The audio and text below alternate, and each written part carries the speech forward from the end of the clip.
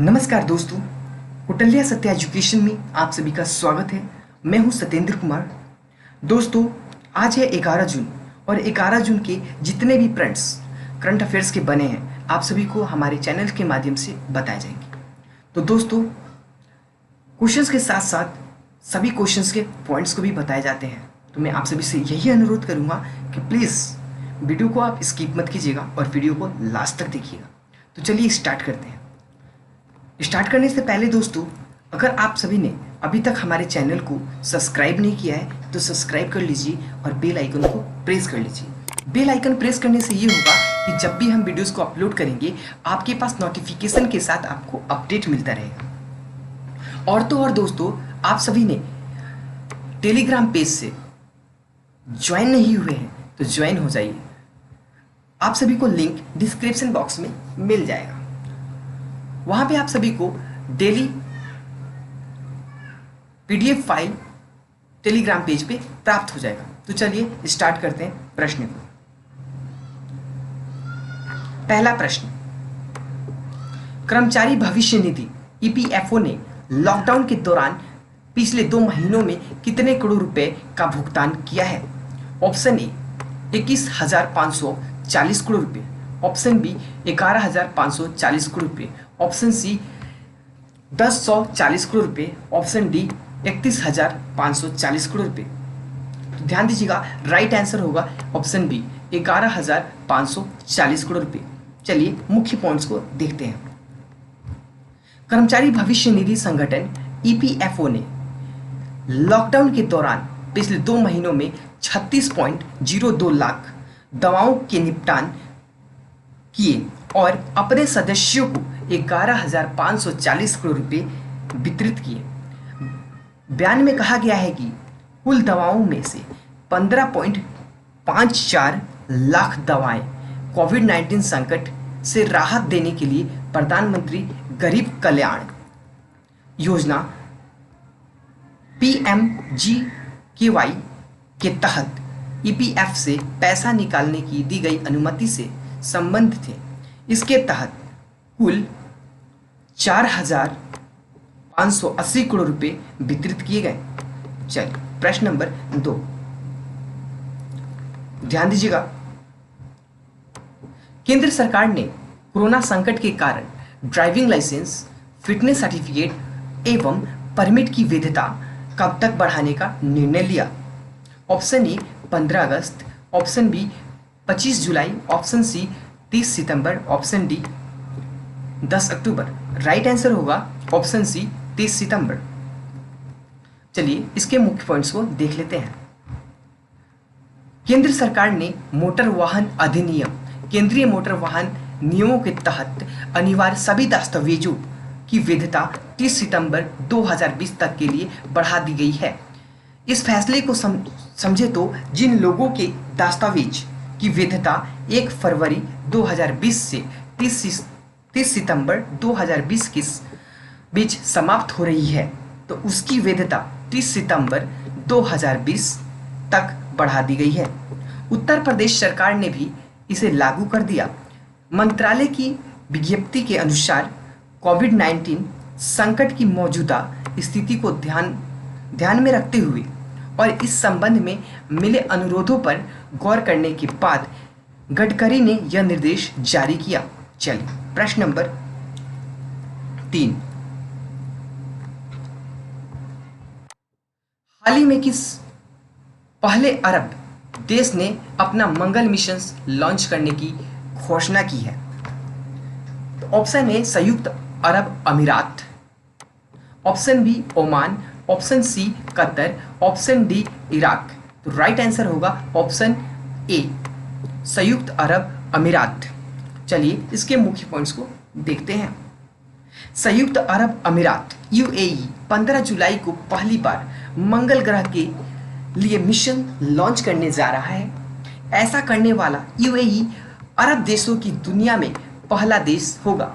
अगले 40 दिनों के अंदर संयुक्त अरब अमीरात अपना मंगल मिशन लॉन्च कर देगा। यह मिशन अगले साल फरवरी तक मंगल ग्रह की कक्षा में पहुंचेगा। ध्यान दीजिएगा, कक्ष में क्या हो जाएगा? पहुंच जाएगा। चलिए प्रश्न 4 देखेंगे।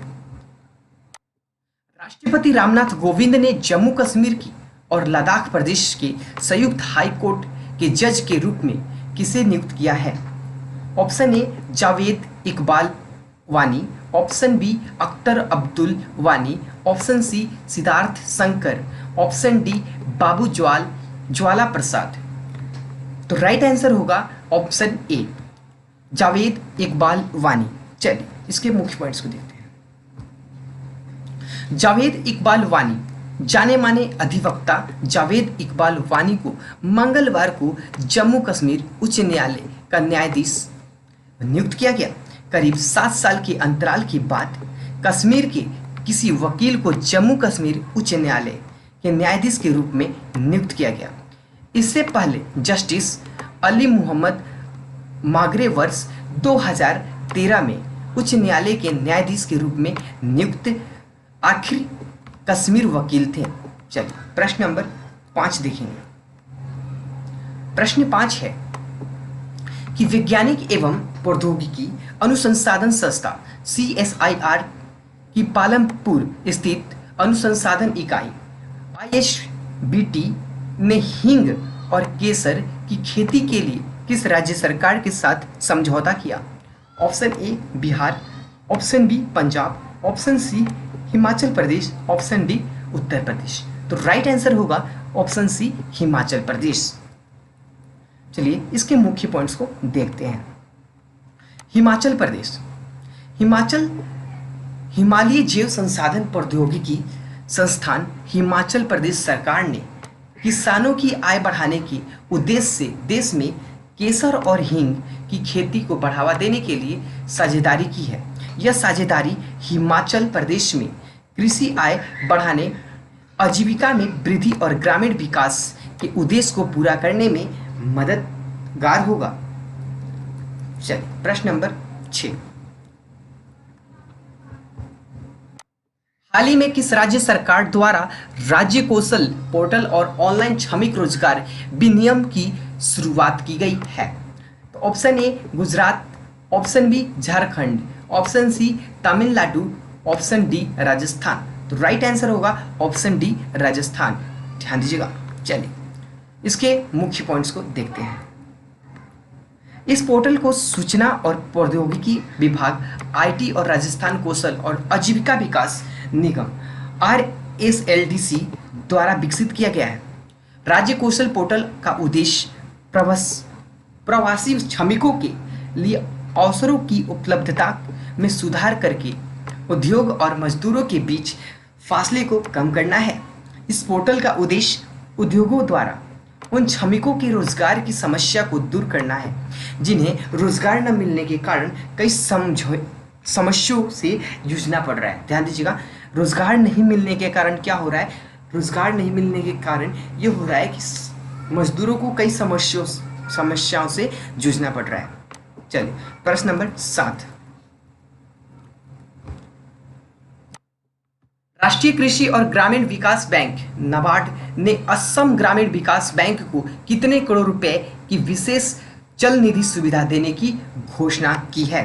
तो ऑप्शन ए 270 करोड़ रुपए, ऑप्शन बी 370 करोड़ रुपए, ऑप्शन सी 200 करोड़ रुपए, ऑप्शन डी 470 करोड़ रुपए। तो राइट आंसर होगा ऑप्शन ए 270 करोड़ रुपए। ध्यान दीजिएगा, ऑप्शन ए राइट आंसर। चलिए इसके मुख्य पॉइंट्स को देखते हैं।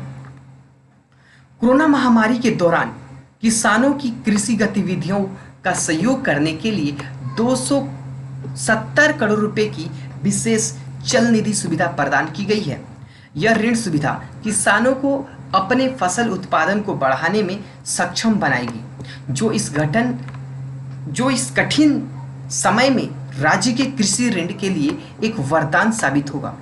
नाबार्ड 2020-21 कोविड-19 ध्यान दीजिएगा महामारी के दौरान सहकारी बैंकों, क्षेत्रीय ग्रामीण बैंकों और सूक्ष्म वित्तीय स्थानों MFI को राष्ट्रीय व्यापी 25,000 करोड़ रुपए की अंतराल सहायता प्रदान कर रहा है ताकि किसानों के लिए ऋण सुविधा जारी रखी जा सके।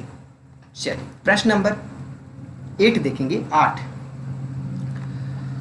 केंद्र सरकार ने अगरबत्ती निर्माताओं द्वारा आयात किए जाने वाले बांस पर सीमा शुल्क 10 से बढ़ाकर कितने प्रतिशत कर दिया है? Option A 20%, option B 30%, option C 25%, option D 40%। तो राइट आंसर होगा ऑप्शन सी 25%। ध्यान दीजिएगा 25%। इसके मुख्य पॉइंट्स को देखेंगे। केंद्रीय अप्रत्यक्ष कर और सीमा शुल्क बोर्ड CBIC ने एक ट्वीट में कहा है कि अगरबत्ती निर्माताओं द्वारा आयात किए जाने वाले बांस पर आयात शुल्क तत्काल प्रभाव से 10% से बढ़कर 25% कर दिया गया है। इसका क्या मकसद है? तो आत्मनिर्भर भारत बनाने के लिए उन्हें घरेलू बांस का उपयोग करने के लिए प्रोत्साहित करना है। अब बांस के सभी तरह के आयातों को 25% सीमा शुल्क देना होगा। ध्यान दीजिएगा। चलिए प्रश्न नंबर 9। कोल इंडिया लिमिटेड की सहायक कंपनी वेस्टर्न कोलफील्ड लिमिटेड ने हाल ही में महाराष्ट्र और किस राज्य में 3 नई कोयला खदानों की शुरुआत की है? Option A Jharkhand, option B Karnataka, option C Rajasthan, option D Madhya Pradesh. तो राइट आंसर होगा ऑप्शन डी मध्य प्रदेश। चलिए मुख्य पॉइंट को देखते हैं। वेस्टर्न कोलफील्ड लिमिटेड कंपनी इन खदानों पर कुल 849 करोड़ रुपए का पूंजीगत व्यय करेगी, जिसमें 647 लोगों को प्रत्यक्ष रोजगार के अवसर उपलब्ध होंगे।